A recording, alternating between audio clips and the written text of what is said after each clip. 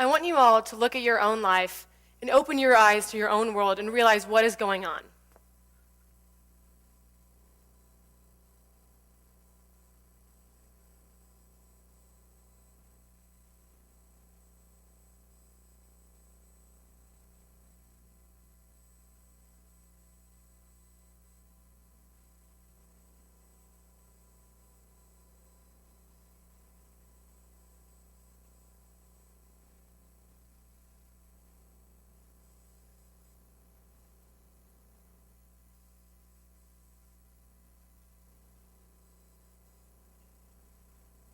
What was my moment?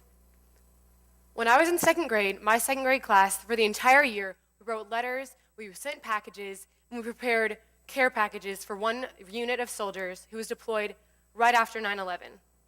His name was Lieutenant Ryan, and he was in Kuwait in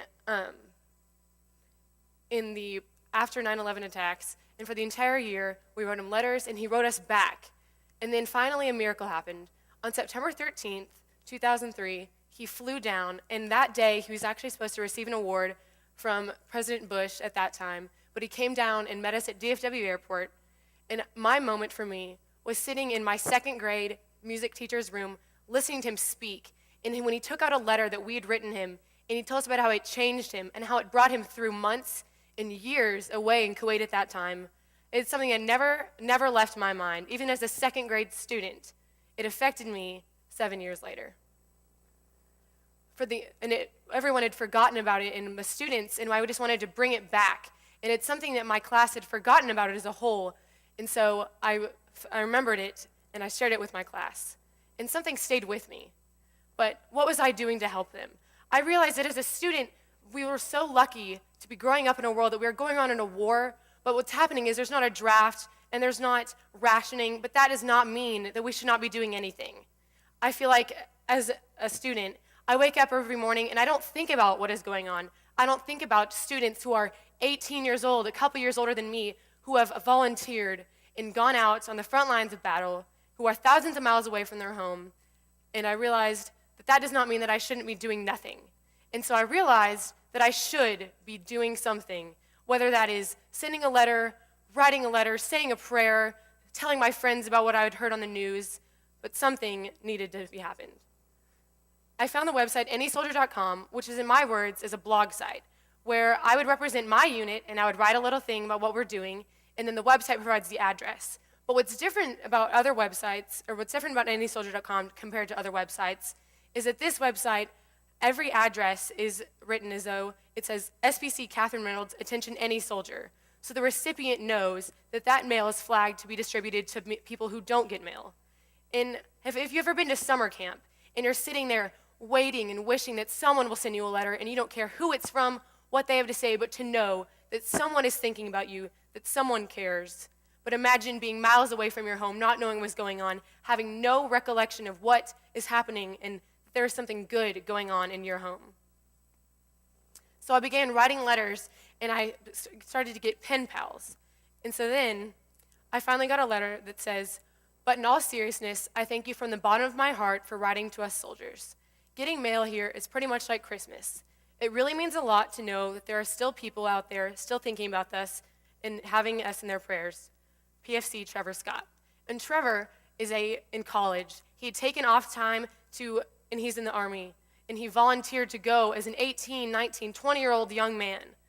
And so after reading that, I knew that something stuck with me. I knew that I had to help kids just like Trevor.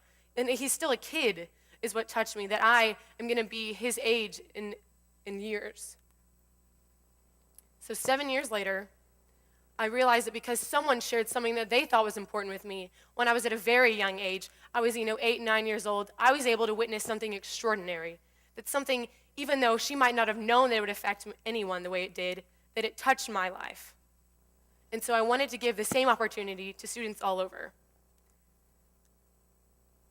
This past May, in my freshman year, I started a project called Dear Baghdad with Love, which allows students at my school to write letters and send packages and adopt soldiers to write to teach them what it means to be thankful, what it means to be patriotic, to help them realize how it is important to write a letter, to realize what it is to say thank you. So many of you may have met a soldier, even one that was killed in combat, and you see the pictures of a family in the flag-draped casket. We see a brother or a sister who made a difference and a sacrifice that saved a life. What better way to honor a fallen soldier than by recognizing those who currently serve? I'm here to help you get involved in something that applies to all of us. We're the next generation, we're the students, and above all, we are Americans, and we should be thanking our military properly. And that is something that we live by at our program, and we just want our lower school students who are writing letters and thank you notes, and if you could just see them, they would make you cry. The brilliance and this exuberant words that they use and the colors that they draw, and the best part is they don't even know what's going on. They just know that there are people out there who have a big gun and they know what they can do, but they don't understand what their sacrifices are, what they're leaving behind, or who that they are affecting. But that's the brilliance of it. It's the students, it's the youth, and that is what means the most to our soldiers out there, to know that there are kids who are recognizing what they're doing and accepting it, and most of all, thanking them every day. Dear Baghdad with love. Dear Baghdad with love. Dear Baghdad with love.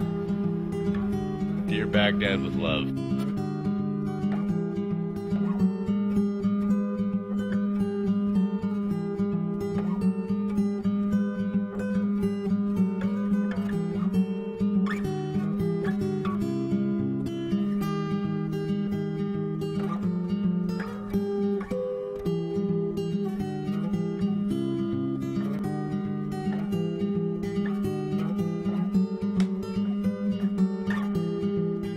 Dear soldier, we write to you with the gratitude of a nation in our hearts and with a bright future in our hands, solely because you said the words, "I will go, please send me." You have shown us that no matter who you are, you can carry out the greatest duty that there is, and that is what America is, a place where our freedom defines our own hearts.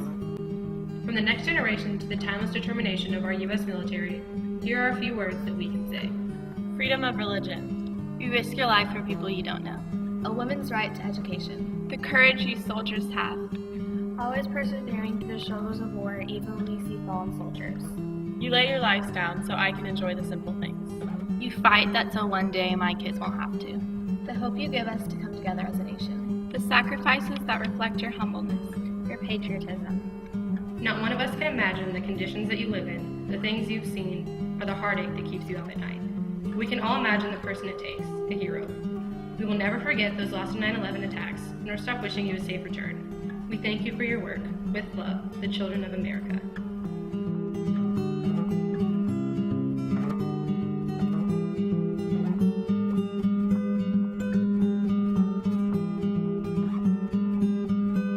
I promise to not stop until there is no soldier left behind.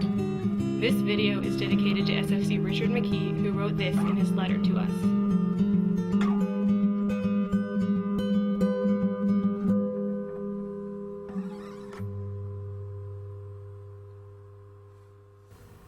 So I just have one question. What was your moment? Thank you.